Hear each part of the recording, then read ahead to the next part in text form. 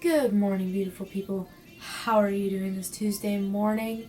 I'm a little tired. Woke up on the sick side of the bed today, you could say. I think I'm about to catch a cold, so I'm running on green tea.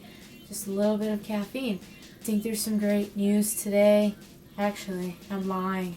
It's really hard to find some great news today. Browsing around on Facebook, I found a few positive stories that might warm your heart. Stuart Graves has an amazing friend. Amy Jones Smith has been making beanies for the children in Nepal. Amy Jones Smith, you're awesome.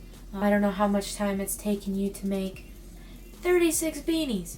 She has been actually hand making each of these for the children in Nepal. And I can't tell you how freaking awesome that is. Amy Jones Smith making those beanies. That's what's up. It's for Nepal. Hashtag for Nepal. And check it out. I mean, there's a lot of things you can do. You can send clothes, you can send sweaters, you can knit your own blankets. There's a lot of ways that you can make a difference. And when I saw this story, I couldn't help but just share it. Stuart Graves has also been working on these beanies, and I think that's freaking amazing. It's a story that actually warms my heart because, you know, I have the essentials that I need, and I know that other people don't, and it really makes me want to start making a difference. Stuart Graves, you were freaking awesome as well. Thank you for the good things that you've been doing in this world. I mean, really, you've been making a difference. You've been putting your hearts out there, and it's showing.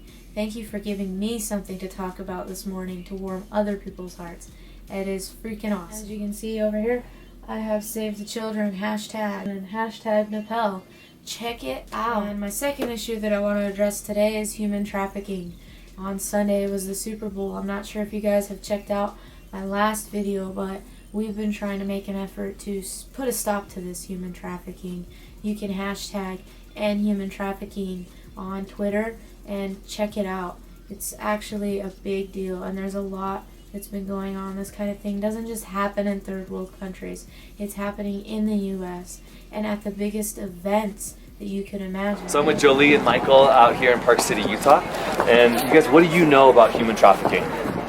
We know that it's a big problem worldwide. We're from Texas. We know that Dallas has a big problem with it, certainly. We know that it's not known to a lot of people, but it happens in residential neighborhoods. And so that people need to keep their eyes open all the time. And we know that it probably disproportionately affects young women. What would you know, Michael? You know, I know that the Pope recently had a forum on human trafficking in the Vatican. A friend of mine went and spoke on that, and she's now working in the Attorney General's office in the state of Texas in a department they've just created related to human trafficking. So I know that it's getting out there and people recognize that there's a problem and they're trying to help fix it. And when the Pope is getting involved and having forums on it, then you know that it's getting the attention of the world. How would you know if you saw a victim of human trafficking? So I've read that if you saw two people standing here and let's say I was the woman, the man was kind of in control of everything. She was not in control, like he was taking the money and maybe looking behind her, or she wasn't dressed appropriately for where she was going, or she was possibly in the airport. That would be.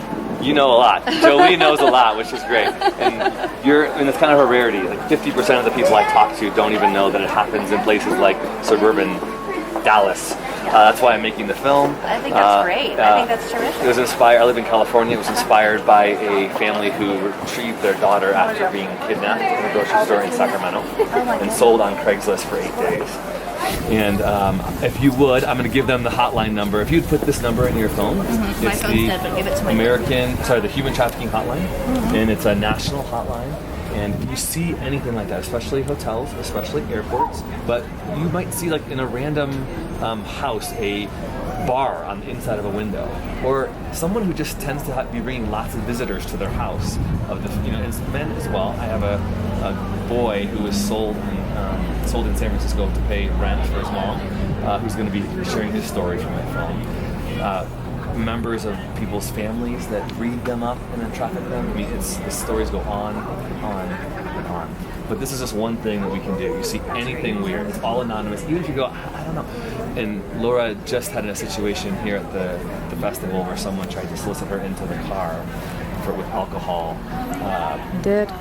So it happens all over the place. So thank you guys so much. I bet you didn't know that on Super Bowl Sunday, a lot of people are human trafficked from the event itself. They were actually expecting about 10,000 extra people to be trafficked at this year's Super Bowl. That's an alarming amount of people that are falling for these false promises that human traffickers will promise them. They're promising them a better lifestyle, glamour, everything that they don't have. These human traffickers will try to make them think that they will have. So if you do get approached by someone, be aware of those signs.